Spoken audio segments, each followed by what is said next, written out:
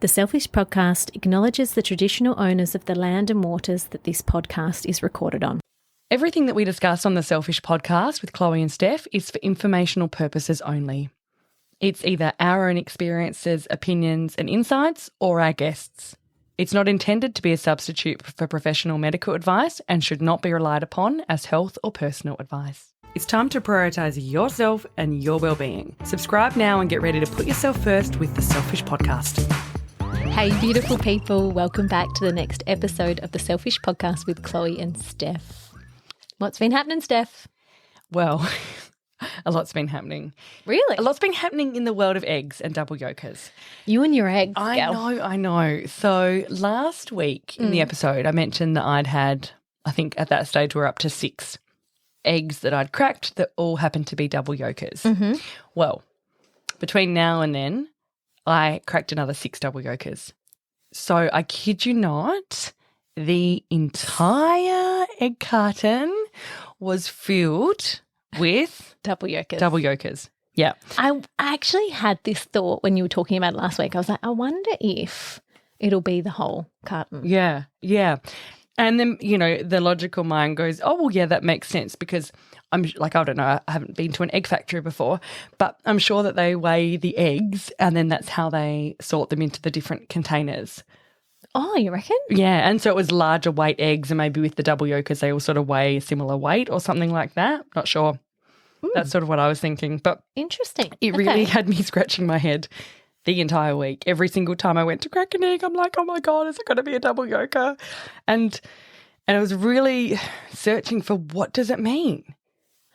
Are you searching too deep? Well, yeah, exactly. I think I am. So I actually texted I texted the Vitruvian massage body worker, Jesse, and I actually just said to him, listen, like I need your help. Okay. I've been having a lot of these double yolkers. What do they mean? And he sort of said to me, you know, anything and everything can be symbolism depending on how we interpret it. And this I hold as a truth for me because I think, yeah, we are, as humans, we're meaning makers, so we try and make meanings. So he sort of actually said to me, well, what do you think it means? And he said, you know, eggs are often a sign of life and eggs are a sign of renewal and, you know, that life force. And I think that really does hold true. I feel like I am in a period right now of that renewal, of that symbolism, you know, of that regeneration. Yeah. So I'm choosing to believe that. And I got to say I had an egg this morning for breakfast. Yeah. You know, new carton. Okay. And praise be, it was not a double yolker. It was a single yolk. You would be like kind of hugging and rocking in the corner, I feel like. If I was levitating. Yeah, I was levitating. So, but it's a good sign. Oh, I mean, sign. I feel like if we're thinking about omens, then it is a good omen to have double yokers. Yes. So I think that, you know, if we're thinking about it in that kind of space, then it's all good. Yeah. Rebirth, renewal. Perfect. I was going to say revegetation, but I mean like regeneration. Not revegetation. Yeah. Regeneration. Yeah. Yeah. Exciting. Yeah. Yeah. Springtime. It kind of all fits in together. It does. It all fits in. And as I know that, you know, I've been talking a lot about September and I feel like it has been quite a pivotal point for Hugh and I just these last few weeks. He's just moved workshop. That's a, you know, renewal. Yeah, it's a new start, new beginning. Exactly. I love it. Exactly. And I said to him, does this mean I'm going to have twins? And he goes, well, what does that mean to you? How does that feel to you? So it was actually very interesting because we often do go to Google and this is, you know, echoing what Candace said in the interview last week, you know, but we can ask ourselves those questions. Don't you love it sometimes when you have those people that like you're wanting to seek the answer from like, someone else? The answer. Yeah, and they're like, go back to self. And you're like, fuck, I don't want to go back. The answer is within. I'm like, no, I want someone to tell me the answer. Exactly. Red pill or blue pill, just tell me what to do. But no, it's so true. Yeah. We do hold the answers within. We hold them within. I've tried something new last week. Well, not new, but I haven't been for a year, and that was a cold swim. Oh, yes. Yes. Yeah. So it was with a couple of girlfriends. one girlfriend had messaged me the night before and was like, oh, do you want to come and do the cold dip? And I was like, my body was like kind of like, nah, I don't really want to. And I kind of reverted to, oh, I've got work tomorrow. I can't make it. Anyway, the morning rocked around and I chucked my bathers and towel in, and then I dropped the kids off at school, and then I texted her and said, is it happening? And she hadn't got in the water at that point in time. So I said, I'm making my way there. Awesome. And? Yeah, it was great. I mean, what were you wearing? What was I wearing? I was wearing a swimsuit. I'm just being silly. But it was a beautiful morning, and yes, I interestingly don't have too much fear around like what's in the water. Okay. Like I just kind of go in, but it's more about that body discomfort, I think. My Pilates instructor has been sharing that she's been reading a book, which is it's like essentially how us as society, it's called Death by Comfort, I think. Have I talked about this book before? No. Anyway, that was kind of coming into my mind when I was like walking into the water. It's like, it's good to be uncomfortable. Yes. Discomfort is a good thing. Yep. And so, yeah, did it, got out, great. Amazing. Yep. Felt good? Felt so good. Yeah, lovely. Lovely. So, yeah, that's something that I want to weave into my days or weeks coming up, I think. Yeah. Yeah, me too. Yeah. I'm keen to do more of it because it's so reinvigorating. It really is. It does set you up. Like, I'm a bit reluctant to do it in the afternoon. Some girlfriends have been going in the afternoon, and I kind of think, yeah, like I could do it in the afternoon. But for me, starting my day with a cold swim, I think that's putting me in that right frame of mind. Yeah. Yeah. A few winters ago, Hugh and I, if we were having a really funky day and just couldn't get out of it, we would go for a cold dip, and it just changes because it really resets your nervous system, doesn't it? And it just gets you out of your head and back into your body. It's a bit shocking, isn't it? Yeah. It's like shocks you. Yeah. Yeah. I actually was a bit inspired because I saw your picture of going for a swim. And I was just taking the dog for a quick walk between meetings because I was like, I've got such a full day. I just thought, quickly go down to the beach. Yeah. And I was listening to a work call, like just a webinar that I had to dial into, but I wasn't involved in the call. And I was down at the beach and I thought, oh, wouldn't it just be so beautiful to go for a swim right now? Yeah. And then I was walking back up and I thought, I am going to go for a swim right now. Why the fuck So paused the call. Just left the call. Yeah. Had the dog with me, took my clothes off, and just said, yeah. Do you get your hair wet? Yeah, got my hair wet completely. And for me, it felt also so. I've just weaned Fred off breastfeeding, and it's literally been like less than a week. It's probably been 6 days, and it was the day that we'd had it was my first day of not feeding him at all, and it almost felt like it was a rebirth or a cleanse or something like that. I was going to go in. I had my bra on. I thought, nah, taking the bra off. Like, I don't care who sees. There was no one to see. And it was just it was great. Love it. So thank you for inspiring me. Oh, no. Thanks to the other beautiful women down here who, got us both in the ocean. Yeah. Yeah. And it felt very empowering just to go in there. Oh, totally. Do feel powerful. Yeah. After, conquering that cold. Yep. Yeah. I didn't swim anywhere. I just went into the water and then I was scared of sharks, so I just ran out. But yeah, that's okay. Yeah. No, I love it. Beautiful. Well, let's jump into should we do a card pull? We'll do a card pull. Yeah, let's do a card pull. Do you want to do it?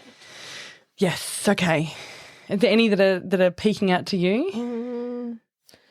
I don't know. Maybe the top one. This one? Yeah. Okay, let's do it. All right.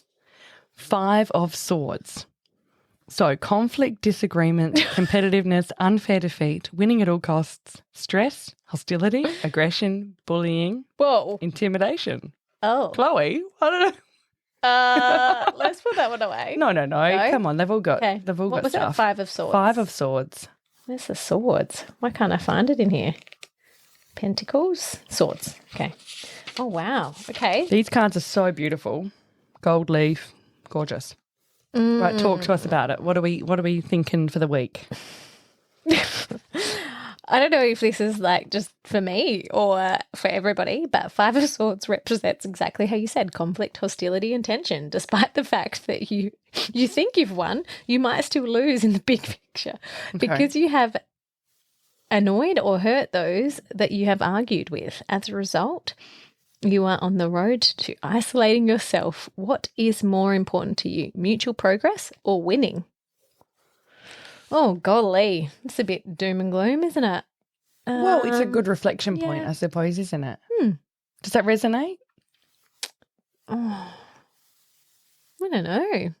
Maybe it will drop in at some point. Yeah, I quite like the whole. It's not about like I think sometimes we do get very self-focused, and it's about like even this morning with Hugh. It's like, well, I did this last night with Freddie. What did you do? And it's like this whole tit for tat. Whereas it's that teamwork and coming together and doing it together.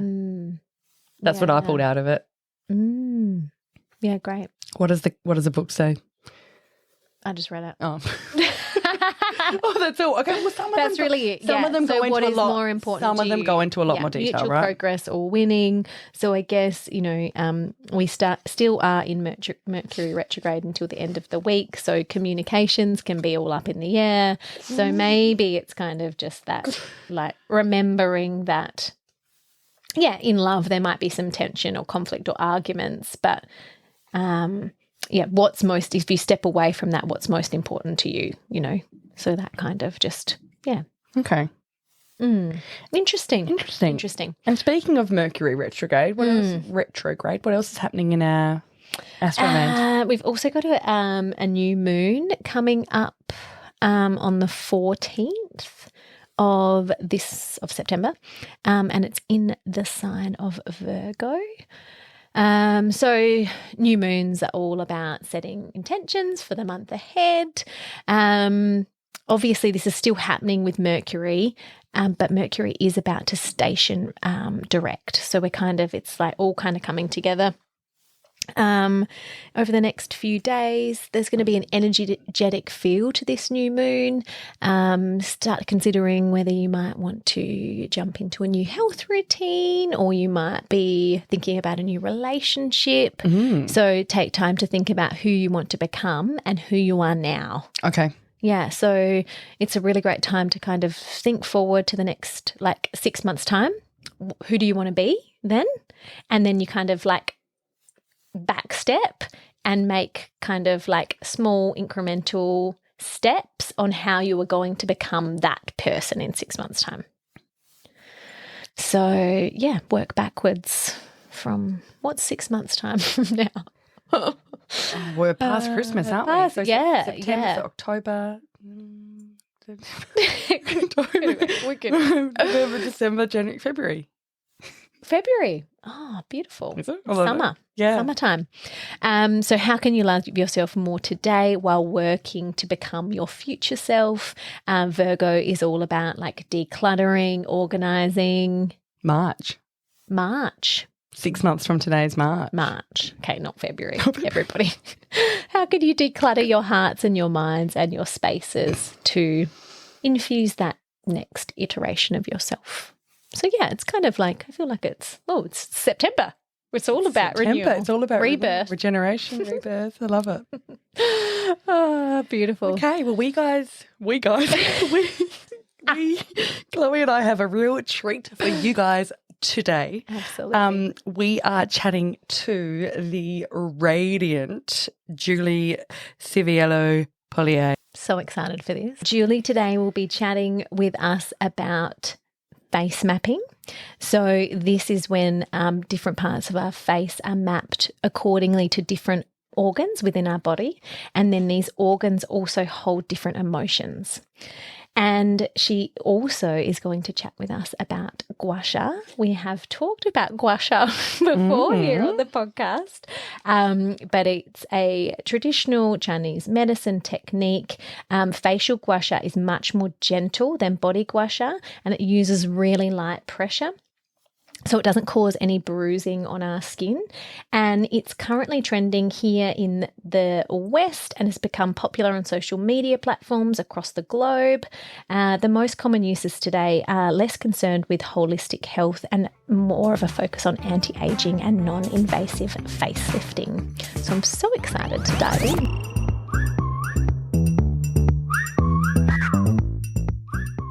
We are so excited to welcome Julie Civiello Polier, a celebrity facialist, a holistic esthetician, a Reiki master, a spiritual motivator, and intuitive guide. Oh my goodness. Her work draws from over a decade of training in movement, voice, massage, breathwork, spiritual psychology, and energy studies infused with her own intuition. Julie believes that we all hold the power to tune in and heal ourselves, and she guides her clients to tap into their unique gifts. Oh my goodness. Julie, welcome to the podcast. We're so thrilled to have you here. Thank you. It's an honor to be with you both. Oh, welcome, Julie. So excited to have you here. I've been a massive fan for quite a while and followed you. So I'm like, oh, fangirling. But I would love to know, what a bio, what an intro. It's quite astounding. We're all actually the same age. And Nice. But 1987. for you, 1987 babies. Woo! But for you to have done all of these amazing things, can you tell us a little bit about your story and how you got to where you are?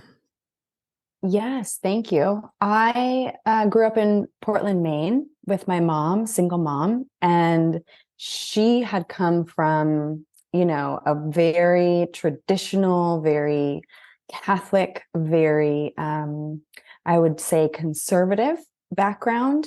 And she really still to this day dances to the beat of her own drum. And for that, I'm really grateful because she was and is such a seeker and so willing to experiment and try things on, such as healing modalities, or she was a macrobiotic chef for women with stage 4 cancer in Southern California, which is where I was born, and grew up for the first 6 years. And then we moved back to Maine so that we could be close to her parents and the extended family. And that really kicked off my interest in so many different modalities and so many different ways of really taking stock of our holistic health and our inner world and our outer world. So I remember she took me to I don't remember why we went, but she took me to a neuromuscular therapist, which was someone who taps on different parts of the brain to reawaken any parts of the body that's connected to those parts of the brain that may have gotten a little sleepy or a little sluggish from misuse or not using it enough, or injury, or, story or trauma.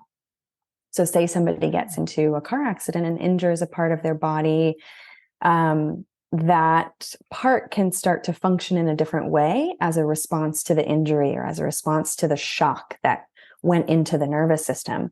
And so with some tapping, we could wake it back up. And I just thought, I want to be a neuromuscular therapist.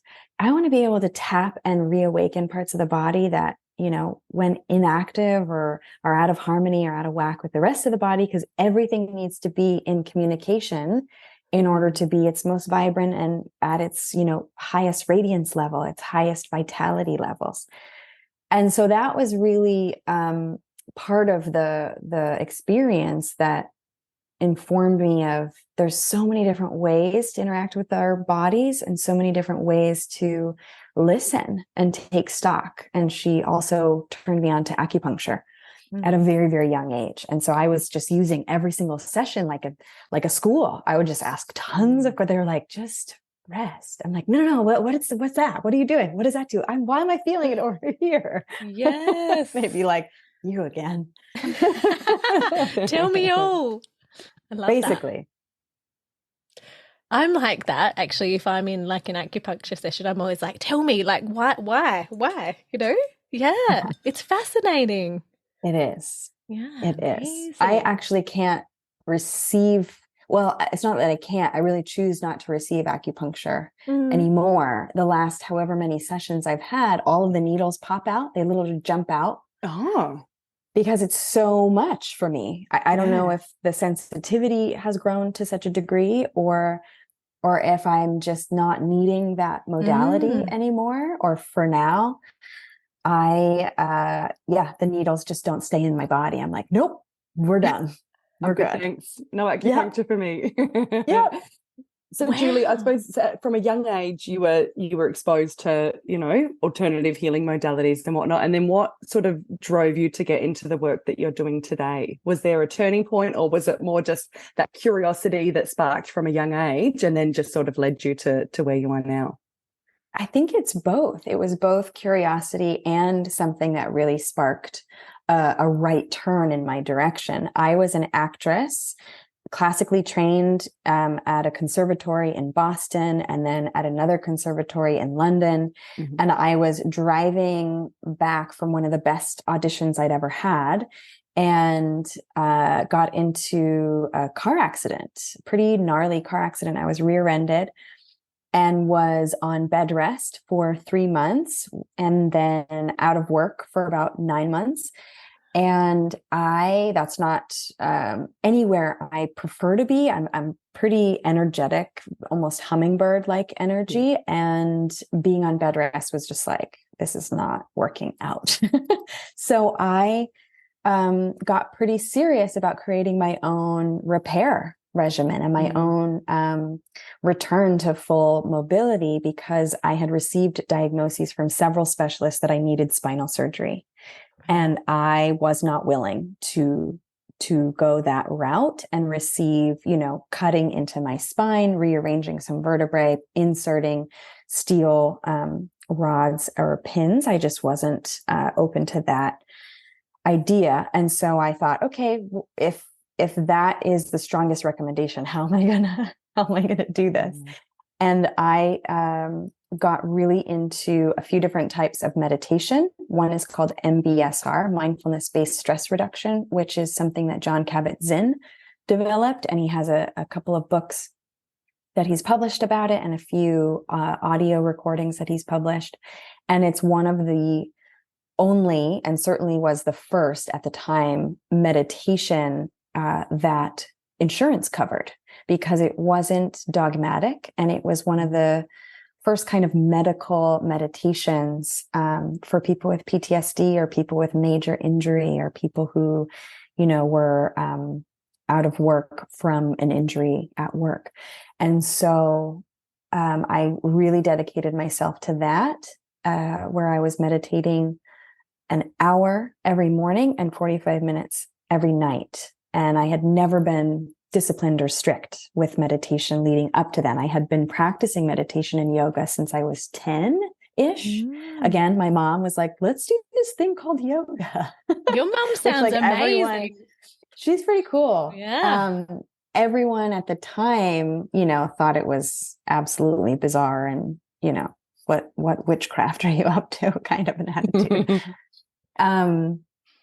So that led me to explore all these different modalities. And one of the other meditation circles I was a part of, somebody suggested, you'd be really good at giving facials. And I really balked at that suggestion, because I had held a lot of judgment against the beauty industry and thought it was really surface level and really vain. And, at the time it did hold a lot of those qualities, depending on which corner you wanted to look at in the industry.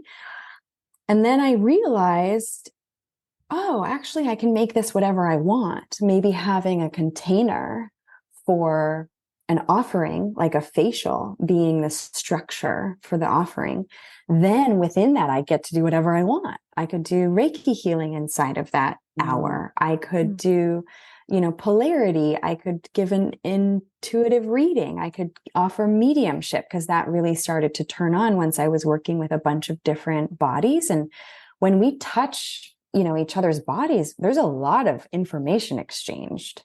There's a lot of, in my experience, organs that start talking, and, past loved ones that start coming in to say, like, here's this message, and here's this offering of love and forgiveness that I wasn't able to communicate when I was, in this person's life and in my body. So here I want to say it now.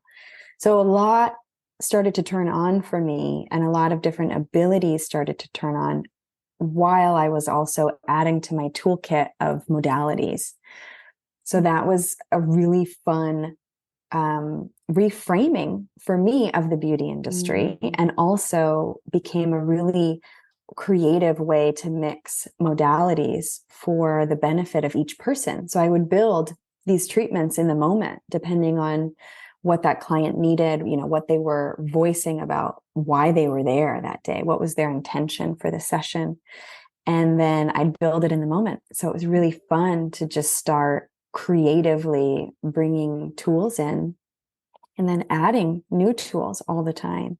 And then having ones just kind of drop in all the time too. Wow. So it's been quite the experience so far. Yeah. So Julie, when you started, did you start like with people in person and then you've evolved to online? Yes. Yeah. Precisely. So I went to esthetician school, trained in that, and then was giving hands-on facials for 8 years, probably 6 to 8 years. And have recently in the last 3 to 4 years moved quite a few things online. And then really in the last few months have majorly focused with being online. So the things that I'm building now are a 30-day transformation program called How to Glow. And really it sounds, just about the skin and about, okay, let's just increase the glow. How can we do that in 1 month's time?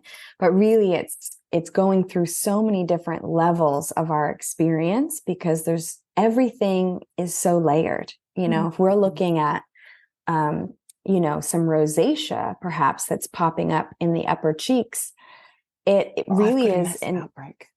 Yeah. Sorry. Let's talk about it. Yeah. Yes, please. It's really so many different layers that we can start looking at and start listening to in the body. And really, these are what I call skin messages, because it's not our body attacking us ever. I don't really believe in autoimmune issues as a way of our body turning against us. It's these deep messages from within to say like, hey, we need to clean this out. There's too much of this going on. So these organs are sluggish, or we need to pick up the energy. These energy wheels are spinning too slowly or too quickly. So things need harmony. And that's why the body will continue to send us symptoms, because that's when we really get stopped in our tracks and need to pay attention and start making some shifts. And if we didn't experience the discomfort in the physical level to whatever degree, we probably wouldn't start to rearrange some things at the emotional level as well, or look at some of our past issues or belief systems or limiting challenges. And then suddenly once we do, we get to pluck that out, that the emotional root, and then the physical really starts to shift. The symptoms dissolve really quickly once we really take a look, acknowledge, thank, and release completely and once and for all the emotional level. Yeah. So just on that rosacea piece, yes, Julie, I just thought it was down. funny, because not funny, ironic, because we've got this interview with you and my skin is the worst it's ever been in my entire life.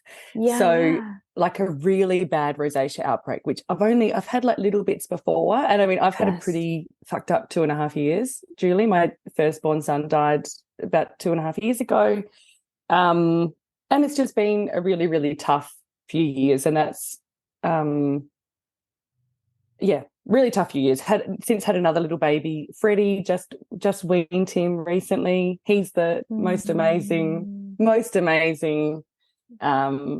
soul, and I truly believe Arthur brought him to us.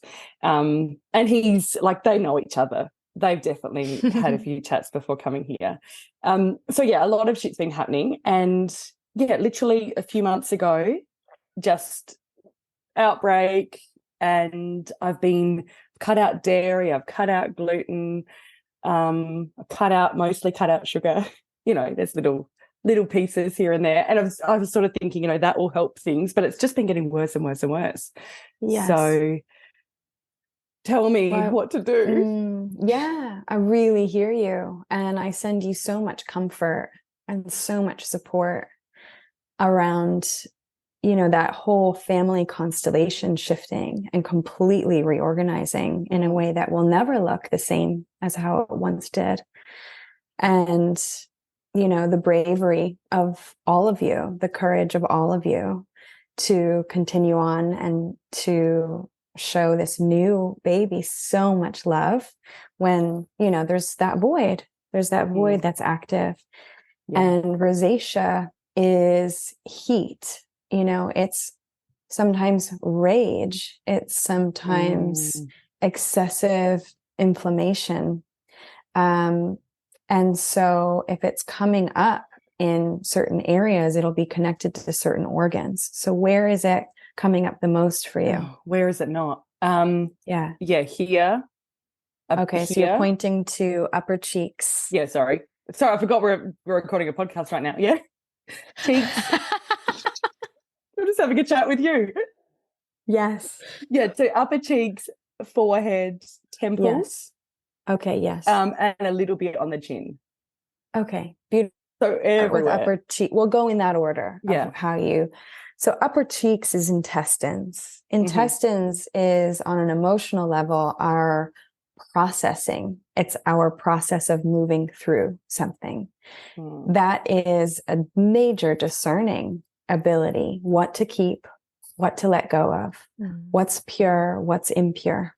You know, how are we going to extract all of the nutrients?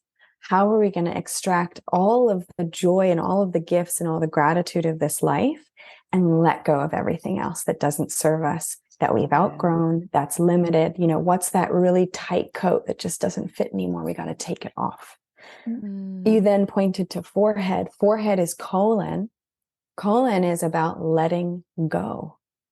It's about, you know, who are we going to be after we've completely let this go? It's an identity death. Yeah. And a lot of grief can really come up in a letting go process because, you know, it is scary to take that leap of really letting our past versions of ourselves go so that we can, you know, be that caterpillar that's then in the chrysalis that is completely changed from one state of matter into another. They went from a solid to a complete liquid inside that chrysalis, and then they turn into a solid again, but almost in air, you know, they're in air form. They break through, they have to really struggle and muscle to break through that chrysalis to then dry out and then start flying. So there's this major metamorphosis that happens, and that's what's going on in our intestines and our colon every day, all day long. Wow. This major metamorphosis. And so it's normal for, you know, inflammation to come up in a grieving process. And our temples are our spleen.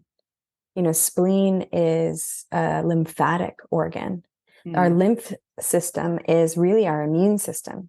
So lymphatic fluid is this incredible clearish, whitish, sometimes rainbow liquid that really is responsible for taking all the trash out of our cells, you know, for detoxing our entire body, sending it to the lymph nodes. You know, we have major ones right at the bottom of our neck, right above our clavicles.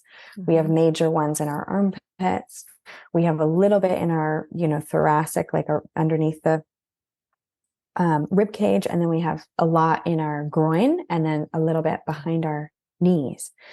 So the lymphatic system doesn't have a pump in the way that the circulatory system has the heart. So it needs our movement, it needs our breath, and it needs our, you know, physical massage at times, or even supportive tinctures in the homeopathic realm to really get that stagnation moving once again. It can get stagnant in certain pockets. And so spleen is an organ that really assists in detoxification, in getting a lot of that lymph to continue to move. It's a supportive excretory organ, just like gallbladder, just like liver, but spleen is really tied more closely to the lymphatic system. Lymph is, in my opinion, really about holding a lot of our soul's code information. I think we can download a lot of information into our lymph. And also there's a lot of information in our blood. You know, our fluids hold so much incredible wisdom, and our blood is, you know, life force. It is what, you know, we want that blood from our internal organs to go up into our face, to nourish the brain, to nourish the cells of our face. We want that movement so that all of our cells remain really alive, really vibrant, filled with nourishment, filled with fuel and food. And that spleen organ is emotionally connected to overthinking, over worrying, when it's thrown out of balance. So when there's outbreak there, it's like, where are we not in our intuition? Because I think spleen is really tied to intuition, especially for, you know, if we're going to talk about a little human design, which I'm such a novice in. Projectors may have a splenic authority, and that's where they get a lot of their intuitive insight.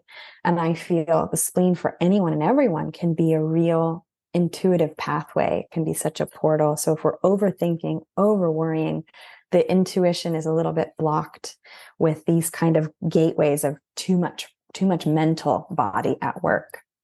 You then pointed to your chin. Chin is sex organs. So uterus, ovaries, we also see that repeated in the tip of the nose, uterus and ovaries. And you even see in the nostrils, it's like ovaries.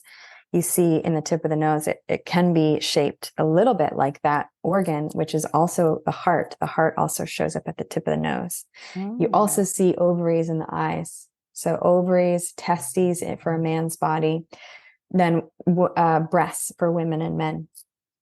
Wow. And you think about eyes really being, you know, the seed of creation, this ability to vision, this ability to manifest into form. We have to hold the vision first. And you may notice it looks a lot like the ovaries, and then the eyebrows are like the fallopian tubes. And then the bridge of the nose is a lot like the cervix.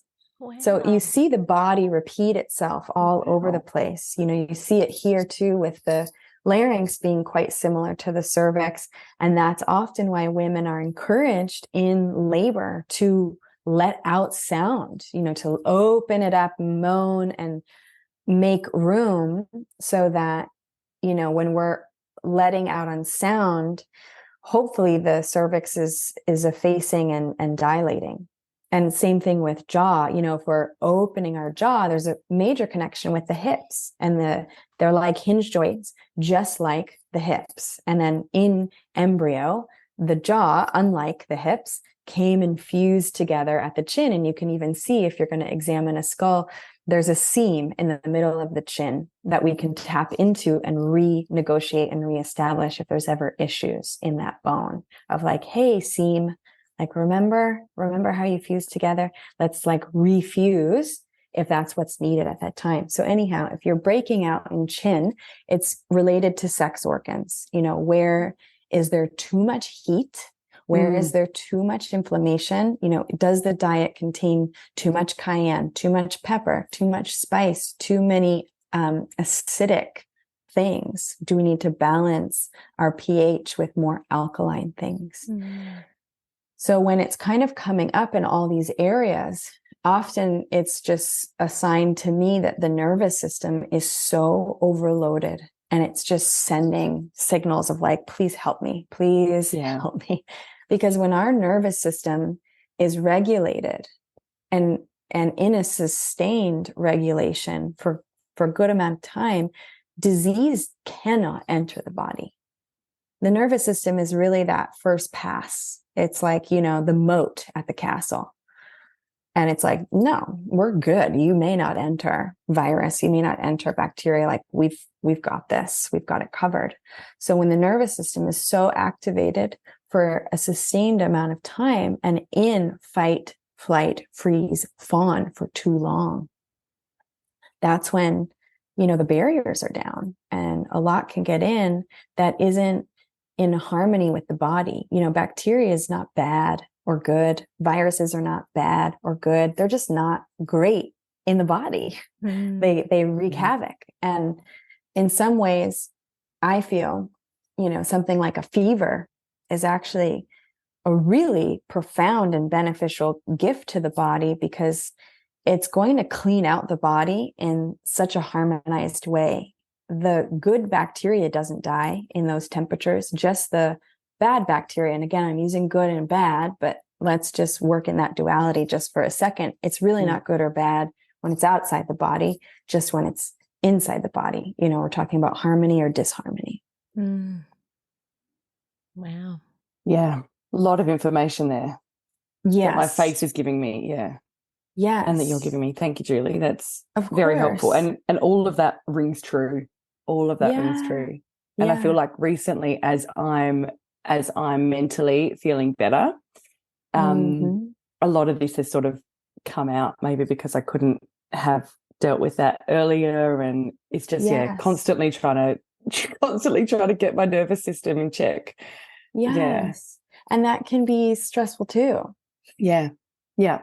And, when the body is in a state of releasing cortisol and adrenaline for such a long time, the physical symptoms will be put on hold until there's that exhale. And then it's like, oh, it's safe enough to have a panic attack. It's safe enough to have full-on rosacea outbreak. It's rage releasing from the body, from all these different organs where it was perhaps held for a while because you were pregnant and then giving birth and then getting through those, really intense months of, postpartum and breastfeeding. And, with the weaning, there is like a little bit, a teeny tiny bit of individuation. And there's a little bit more perhaps permission from both of you to start feeling some of the things that were on pause for so long. And that's okay. Like there's nothing to beat yourself up about ever. There's nothing to judge yourself about ever. It's, in my opinion, such a waste of time to spend, time creating a layer cake of judgment of like, no, it's just let it be what it is. And that can really take a lot of permission and a lot of tenderness and a lot of forgiveness around, past beliefs. And it's okay to have rage. Anger is an okay emotion. There's nothing negative about it. We just don't have a lot of space or room in any of our societies to let it out and let it be. Yeah. And screaming into a pillow is a fabulous thing to do on an ongoing basis. Going to a drum circle, taking a boxing class. I will scream in my car if I have an alone moment, which is rare in the car, but great time to just scream at the top of our lungs. Then let roll all the windows down, let that energy air out, and then you roll the windows back up. Yeah. Beautiful. Beautiful. I love that. I think Chloe showed you before the Gua Sha and crystal massage book of yours that I got recently. And I've got all the yellow Post-it notes. And that's all for I've Post-it noted all the pieces that are about like acne and just try to get that inflammation and that redness out. But yes. Well, and the softest touch really has the most massive benefits. And I think, anytime I teach a class, what I see more often than not is everyone is digging into their skin, either with fingertips or with the Gua Sha tools of like, let's get rid of this wrinkle. Let's get rid of this rosacea. Let's get rid of this rash. And the body's going to meet that force with that much resistance or more. Wow. And then we're not really receiving the benefit of it. However, if we are, almost just grazing the skin, the body's able to process. Because I think what we forget sometimes is like our pace of life is so fast. What we have on our plates is so much. And our mental body's so fast. Our emotional body's so fast. Our spiritual bodies are so fast. Our physical body is at a completely different rhythm than all those other things. It's more at the rhythm of nature, which really is quite slow in comparison. And, you know, we have moved pretty far away in some cases from the circadian rhythm of Earth and nature. And, you know, it's dark for many hours every night because some of us need that rest and need that off time. And sleep isn't really as important as rest. We really only need 2 good hours of sleep, but we need a lot of hours of rest, you know, where our body is peaceful and where we are lying down. We're not taking in a lot of information. We're not overstimulated. We don't have the TV going, the screen on, the podcast going, somebody screaming and crying. We just need some deep, long breaths, and we just need our body to be still. It's way more important than stressing about getting those 8 or 9 hours of sleep every single night.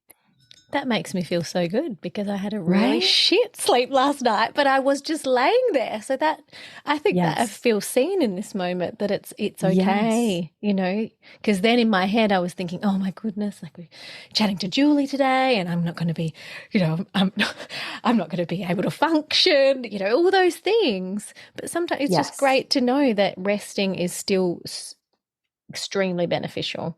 And so much so. And then, you know, in that rest, especially if we can rearrange the pressure or drop it completely, and then not even bring in that self-talk of like, oh, I'm really screwing myself over for tomorrow. We are done ski. This is not good, you know, because then our cells hear all of that and they're like, okay, that's how you want to go. Let's do it. We're going to be done ski. We're going to be screwed. We're going to be just a pile of mush. And, you know, our cells are just like these really loyal soldiers. They're like, I'm just going to do as I hear and as you say. So if we can start using that word, we really brings our cells into attention in a beautiful way. We start to be in dialogue and dance with each other in a whole new way. And we start saying things like, we are healthy and strong all day and night long. And especially when it's rhyming and rhythmic, it makes its way into our subconscious and starts to rewrite the programming.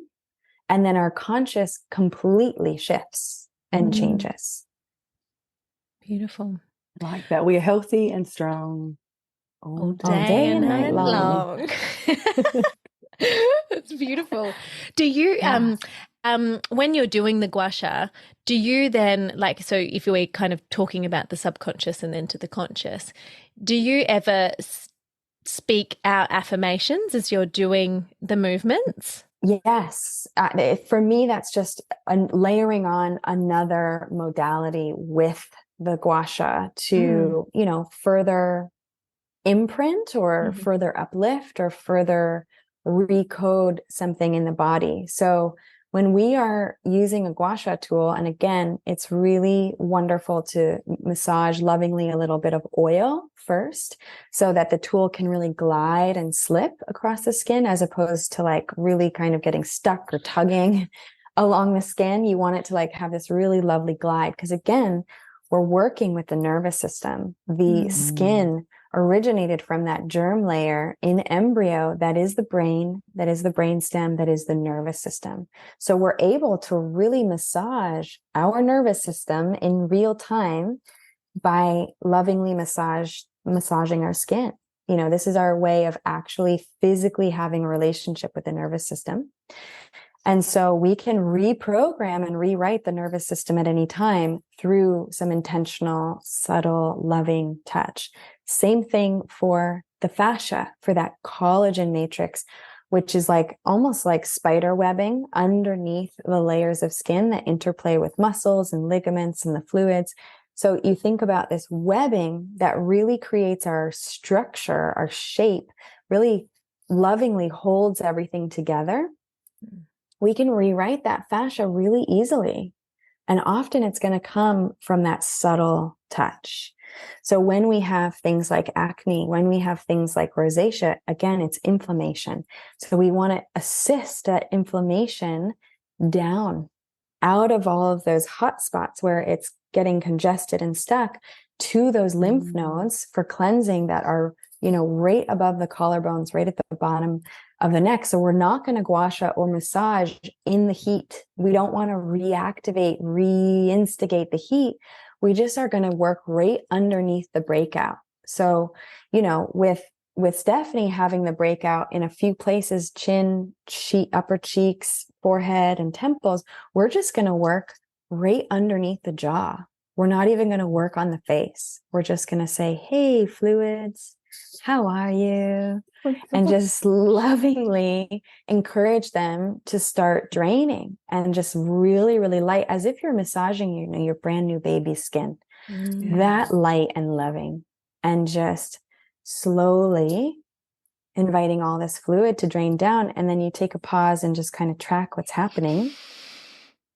Breathe long and deeply. And I feel a lot of movement. I don't know what you two are feeling, but the more you start to do it, tingling, kind of moving down.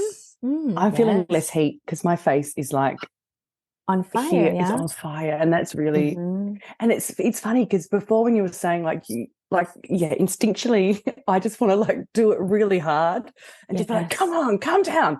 But you're saying just gently coax it, like it's a loving stroke. Yeah. It's like you want to coax this little baby fawn, this little deer out of its hiding spot, and you're like, come here, let me feed you, let me take care of you. It's like that, you're just like, hey. Whereas I've been saying, come on over here, quickly, come down. Yeah. And it's like, all of its fur is standing up and it's getting bigger and, more bugged out. And you're like, why isn't that working? Don't know why it's not coming to me. And so you might start noticing you're swallowing more as those fingertips are just draining that fluid down the neck. And then the more fluid that starts to drain, some of that tension will start to release too. With that loving touch, that slow touch, those longer inhales, longer exhales, a lot of that tension can start to melt and dissolve because so many people hold tension in their jaw. And if those muscles are so tight and tense, it starts to act like a dam that doesn't let the blood from the internal organs go up to nourish the face. And it doesn't let the lymph fluid that's getting really congested in the brain, behind the eyes, in the face, in the cheeks, at the jaw, it doesn't let it drain down the neck to the lymph nodes that are right above the collarbone to really cleanse. So it becomes this just clogged energy. And we really want to assist that tension out every day so that we can properly have nourishment, radiance, and glow. And we can properly detox and release all the trash from the cells and just depuff, really slim out the face and really assist, those puffy eye bags, the puffy upper eyelids to really drain down. Simply doing that movement with the fingertips down the neck can start to do all of that. The eyes will start to look different. The cheeks will look different. The jawline will look different. The lips look different. The nose starts to be less congested. The nasal cavity, if there's sinus issues or allergy season, just simply tracing lovingly with the fingertips down the neck can shift all of that. We start to have better hearing. We start to have better memory. I mean, it's endless benefits simply working on the neck. And for how? Oh, sorry. You go, Chloe. I think we're maybe going to ask the same question. Yeah. How long would you? Oh, less is more.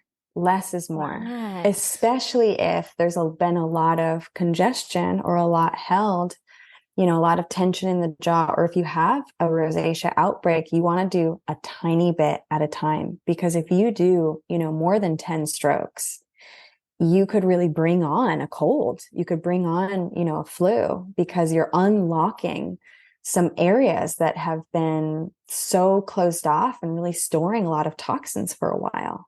So you don't want to overwhelm the lymph nodes that are all living, in front of the ears, underneath the earlobes, all underneath the jaw. You those are, sometimes our first line of defense, because we take in a lot in this face area. We take in through our mouth, we take in through our nose, we take in through our eyes, stimulation wise, visual. Over 70% of our brain is processing visual stimuli. And then we take in through our ears. So this is a major area that needs protection.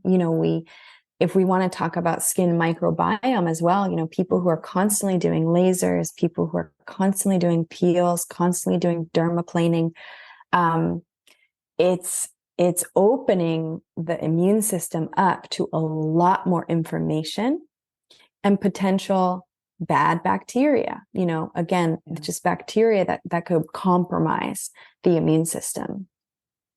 I've never thought of it like that.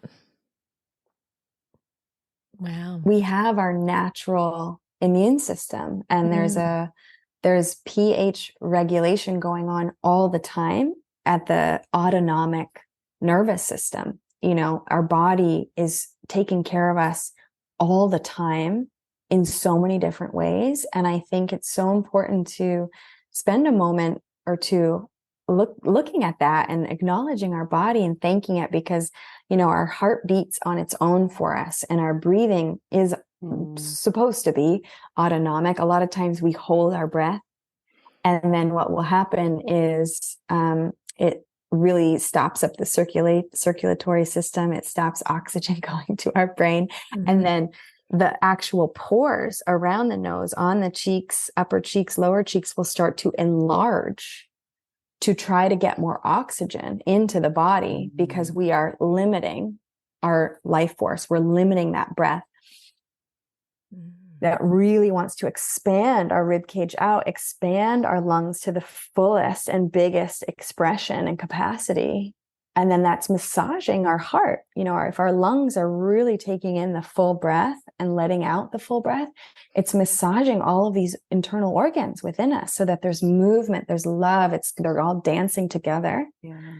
And when we hold because we're stressed or we're overwhelmed or we're in that freeze of panic, of indecision, our body will start to make adjustments on our behalf for the betterment of everything. So those pores will enlarge, the pupils will dilate. It's like, get information into the body. Let's get things moving again. What a beautiful way to look at it, though. Like, just those breaths, massaging your heart, massaging your internal organs. That is just, I've never heard it explained that way. And I think it's just a beautiful way to think about it. Well, it's not written that way in, medical textbooks. What I notice the most is it's a lot of war like language. This is the general of this, and this is controlling that, and this is in charge of that. And it's like, what if that's not happening at all? What if this is a symphony? What if this is a beautiful orchestra and everyone has its role and everyone has its solo and everyone has its, they're dancing together. They're listening and harmonizing with each other, and they all need each other. Nothing maybe has hierarchy. That's, just an interesting conversation to start having when people are like, let's take this out. We got to cut that open, take that out. That's not needed. And often a lot of those organs that people do get removed quite often are lymphatic organs, like gallbladder, like appendix, like tonsils. So Julie, if people haven't been on Julie's Instagram, highly recommend you pause this podcast, pop over to Instagram and have a look at these amazing reels that she does, which, we've done one such exercise just before with the fingers going down the neck, but Julie does these 60 to 90-second pieces of exploring how different organs are correlating to the face and doing some various exercises and massage. To me, when Chloe first shared your profile to me, that was just like, wow, yeah, it makes so much sense. And is just a really beautiful way that we can release certain emotions or help ourselves. Any in particular that you think, this is one that people should favorite? Thank you so much. That was such a beautiful and loving compliment, and I'm really breathing it in and receiving it and accepting it. It was just like a newish practice I'm trying out. It's like really receiving. Well, I think Ones that have really spoken to people recently, there's two. One, it was about the liver being, it takes up residence on the facial map right in between the brows. So if we think about those liver lines or, 11 lines or frown creases that show up here, it's really anger, often talking, whether, if it shows up more on the right side, like a vertical crease closer to the right eyebrow, it's in relationship with mother. Mother's influence shows up on our right side of our face. And father's influence shows up on our left side of our face. After the lower lip, it switches. And right side of our body is our masculine energy. And left side of our body is our feminine energy. This is true in both traditional Chinese medicine and in Ayurvedic lineages. People get like, no, I've been told right side is masculine and left side is feminine. Yes, that's accurate. And the way that the brain is in cross-lateral relationship with the body, that's why it's swapped on the face. Right side is mother's influence. We can remember it with mother's always right, whether we like it or not. And left side of the face is father's influence. And it's also our inner essence, who we are when no one's watching, that soul's truth. So if you really want to get to know somebody, even someone you've known your whole life, start looking at them with your left eye into their left eye, because you might notice we're so practiced with our right side of our face. A lot of women are like, oh, I'm get on my good side, and it's like often they're going to show their right because it's more practice. It's more armored. It's more extroverted. Our right is our relationship with career, with relationships with family, with friends, who we are as a philanthropist, who we are in social media, etc. And so it can be a really fabulous exercise to start looking with left eye into left eye. And it's very softening. It can feel very naked in the beginning. You can even try it out with me right now. It's very tender. And it can really offer, a more challenging conversation, the tenderness in the space in between you. If you start looking with the left eye, and it's not really something you have to exaggerate. You don't have to start looking at them like, pirate kind of, we're squeezing the right eye closed or anything like that. Because they'll be like, you okay? What's wrong with you? It's just a very subtle shift in energy, and they'll feel it, even if they're not conscious of what you're doing or conscious of, anything that's going on, they'll feel it. Oh, sorry. I'm getting off on a tangent. We were talking about the liver lines. Yeah, we love tangents. Sorry. The liver lines, the vertical line. So if that's showing up closer to the right eyebrow, that's relationship with mother. And maybe mother had relationship with alcohol that was, towards the excessive. And maybe her anger was so big and so often that there was no space for your anger to be released in a safe and healthy way, or in a way that was witnessed, loved, and, held in a compassionate way. And so it got internalized, and it's showing up as a line on your face now, because there was nowhere else to put it. There was nowhere else to express that anger where it didn't get absorbed in the tissues. And so, same is true if it's showing up closer to the left, with left eyebrow is relationship with father. Maybe he had a drinking problem or addiction of some kind, or narcissistic qualities, where there was just no safe space to feel some of those feelings around anger, rage, resentment. And so it got internalized, and that can all be rewritten, at any time, in any space, at any age, simply by using some loving fingertips to start spreading that out again, because we're going in harmony. We're balancing out the usual patterning of frowning, which all comes inward. And so we're offering to this area, let's open it up. It's safe to open. It's safe to open and receive. It's safe to see everything again. Because when we go like this, it's like you don't even want to take in information. The eyes turn into slits and you're just like, oh God, no. So it's like, hey, body, it's okay. Like, hey, nervous system, it's safe to see again. It's safe to open up, safe to receive again, safe to receive light through our eyes. So you can just start to rewrite, and it's so simple. It's like, sometimes I think the language of the body gets really complicated for people. And I just often remind, like, it's so simple. Our body is usually pretty literal in its messages. If it's all going inward and crunching, we just want to offer it the opposite. If there's so much heat, ice, something cooling to just bring it back to homeostasis can feel so good. Something like green tea ice cubes can be really lovely because it's full of antioxidants. Green tea, which is skin food, really fights off free radicals, really is like food for the cells.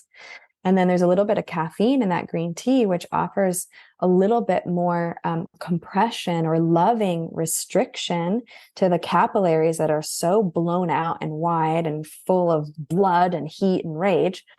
And it's just like, hey, let's be chill. And if you think about green and red, green is the opposite on the color wheel. So it's going to add harmony to that red. It's going to bring the skin back to the neutral, to the centered, harmonized place.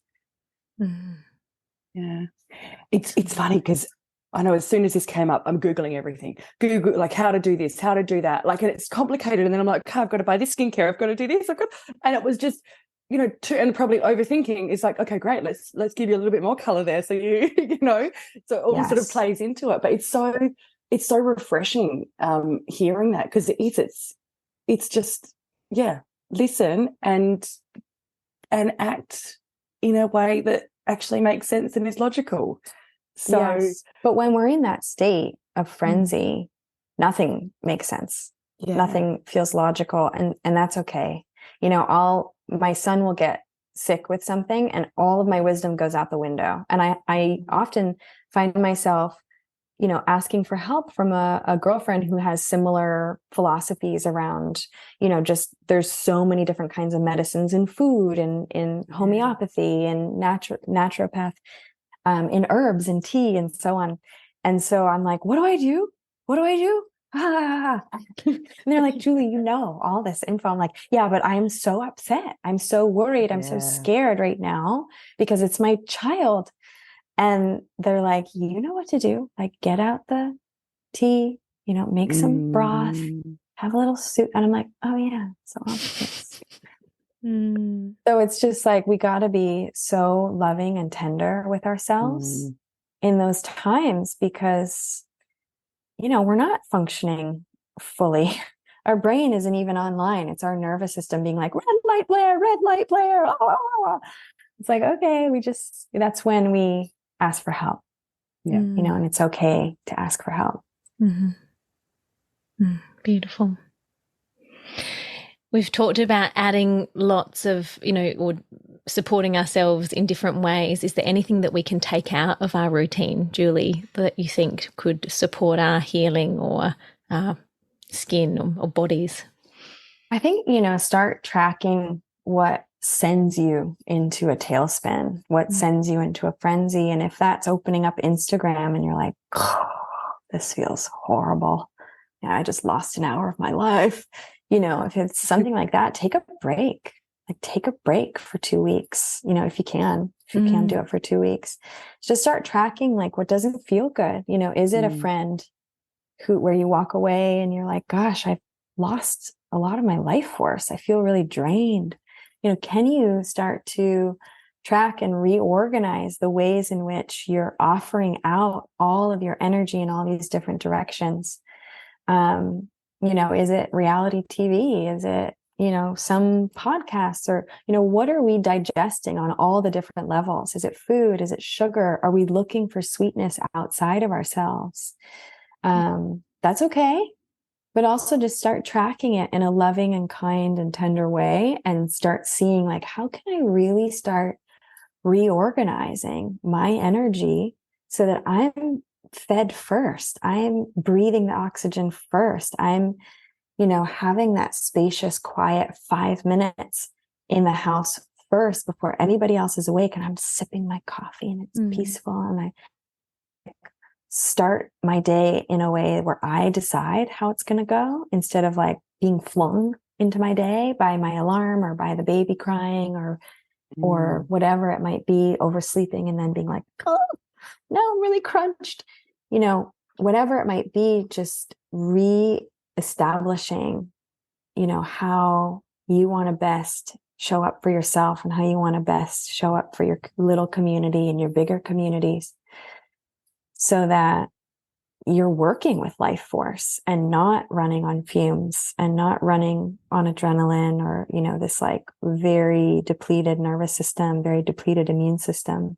I think that would be really good. Something I've been looking at in myself is how many expectations I'm putting on myself and others, which is really just like, it's like throwing these lassos or lasso, what's that word? These ropes, these tethers out. And it's really an energy drain because I'm setting myself up for disappointment. It's like I can still communicate and request my needs be met by this person or that person, or, by an exercise class or whatever it might be, but then really cutting cords to all of those expectations. Might not go how I handheld them through the process of how I wanted it to go. It might not look like the outcome that I'm holding out for. It might, if I really truly cut cords to the expectations, it might go better than how I had been envisioning and planning. And then I'm not just draining my energy with so much disappointment of like, gosh, I was holding so tightly to that and it didn't go the way I was wanting and it didn't go the way I had hoped. So that's something I'm reorganizing in my own energy field these days. Like, wow, I've got to cut cords to these expectations. I love that. Cool. Julie, one final question from me, just around the face. So before, when you were talking about, that if there's a crease here, it could mean X, Y, Z. So when you look at us, you're just like, oh my goodness, all of these messages around, things that are happening in our lives and whatnot. Is there anything that you would encourage, if we're looking for a new partner or new friend, or is there something on the face that can sort of give us a hint about, either be a red flag or something that we should lean into? Yes. So if you are hiring somebody who's going to be intimate in your life, a housekeeper, a nanny, personal assistant, it's really important, in my opinion, to look for a straight line where the top lip and bottom lip meet, so that they're straightforward, they're honest, they're direct, they're going to tell you the truth. If there's a really wavy line where the top lip and bottom lip meet, when the face is at rest, the face needs to be at rest, because if our, features are in a big smile, our features are distorted, the shapes are changing. But if our face is at rest, we're revealing a lot more. Often people are so uncomfortable. I'll have people send in photos and I'll ask them to redo it a few times. I'm like, can you try it just with a neutral expression? And they're like, I don't like how I look. I prefer to smile. I said, I understand. We're revealing everything when our face is at rest. And so you've got to try to catch the personal assistant, the nanny, the housekeeper, the new boyfriend, new partner, at rest, to be like, oh, what's happening? When they're sleeping, you can just take a photo of it. That's fascinating. Yes. And so if that line where those two lips are meeting is really wavy, it doesn't always indicate that they're a liar. It may indicate that they really have challenges or don't have a lot of practice with really being transparent in their communication and really sharing everything that's going on or on their heart, or, the full picture, the full story. So if you look at a portrait of Vladimir Putin, the line between his lips is pretty wavy. So he might be warping or bending some of the truth. Because you and Chloe both look like you've got quite I'm like, look. I was going to say, I reckon I'm curvy. Very straight. So if it is curvy, or if, there's a dip in the center or something, again, doesn't necessarily mean you're a liar. It just might mean there isn't a lot of safety, comfort, or practice around really letting emotions up and out. Yeah, wow. I've got one here. Oh, wow. Mm-hmm. Actually, Julie, we had a question from one of our listeners about, is there anything else that you would use instead of oil when you're doing the Gua Sha? Sure. Yeah. Yeah, because some people are just not holding an affinity for oil, or they're worried about breakout or whatever. Oil is actually better for breaking out skin, because certain oils, again, like I was just in session with a client the other day, and her blood type is A, and she was using a facial oil that had the first ingredient was hazelnut oil. Hazelnut is in the avoid list if we're going to follow a blood type diet. And I was like, okay, we need something like, camellia tea seed oil. We need something like olive oil, even if it's fresh from the kitchen. So if you don't want to use oil, oil is beneficial because our body produces oil. So something like jojoba oil is almost recognized as if it's an oil coming from the body. It doesn't feel like a foreign substance to the body. It's like very bioavailable, very easily recognized. And so the body drinks it in happily, because it's like, oh, it's like sebum. It's like the thing that we create on our own. If you don't want to use oil, you can use a serum, some sort of water-based serum, or hyaluronic acid serum. Hyaluronic acid is not like the other acids, not an AHA, BHA acid. It's just pure hydration. It's like a moisture magnet. It will pull moisture from the atmosphere and bring it into the body, as long as there's something else layered on top. So when you have a hyaluronic acid serum, you really want to layer on either a facial oil or a lotion or a cream or a balm, so that it knows which direction to go in, which is deeper into the skin. And we want to pull that moisture deeper into the skin, rather than have the atmosphere pull moisture out of our body, which is what will happen if we aren't layering something else on top of the hyaluronic acid serum. Fantastic. But yeah, some mist, like a hydrosol, and then a little serum. You might have to reapply a few times, because the skin will drink it in pretty quickly. Whereas oil, does drink into the skin, especially if there's a mist going on first. That hydrosol, that water-based mist, is like a carrier. It will help that oil go deeper into the skin, but oil will, it's a larger molecular size, so it might stay on top of the skin a little bit more, as opposed to a serum that just gets absorbed. So you might have to reapply a few times with serum. You can use a lotion too, if you want. I'm kind of snarling as I'm saying that, because because a lot of lotions have petroleum or wax in them, which is just a congestive ingredient. It really shouldn't go on the skin at all. Petroleum is not a great ingredient for the skin. It's one of the toxic 10 ingredients, but most lotions will have a wax or petroleum in it. Do you use a lotion personally? I really don't. True Botanicals made a great moisture night mask, and that was wax free. They would never use petroleum, so I really loved that one. I really appreciated it. I do like balms a lot more than a lotion, because it feels more hydrating, more nourishing. It's cleaner ingredients usually. Earth to Face makes a great one. Jenny Kane makes a really great one. There's so many good clean brands these days. Julie, where can our listeners find you? Sure. On Instagram is a fun place, which is my full name, at Julie Civiello Polier. And, hopefully that'll be written somewhere, because it's a long one. We'll pop all the links in the show notes. Oh, fun. Amazing. Yeah, my website is the same, julieciviellopolier.com. And I recently launched that 30-day program, which is so much fun. I've never had this much fun with work and creating and working with clients in my life. So it's really been a fabulous thing. People are really loving it. Just major transformation, even in the first week and a half.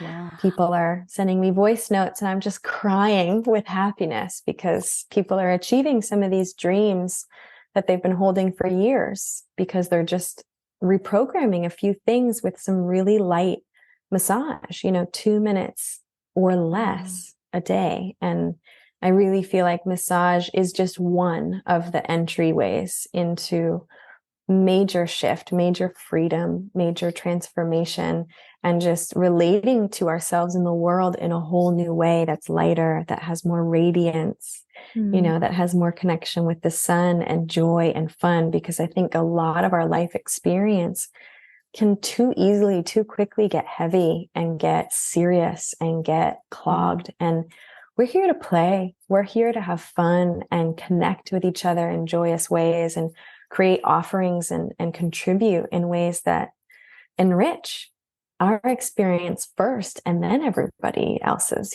because we can give from overflow then. Mm-hmm. Amazing. Well, you said the word radiance and radiating, and that you certainly do. Radiating through the screen, radiating through our earbuds. Yeah, amazing. I received that. Thank you. I'm taking that in. And I've taken lots of notes. I'm going to go get me some boxing gloves and I'm going to... There you go. Scream into the pillow. Yeah, exactly. I do love screaming in the car. So good. It's so good. Love it. Grateful to be with you both. Yeah, thank you for your time, Julie. We appreciate you. Until next time. Yeah, absolutely. Ciao. Be well. Bye. Bye.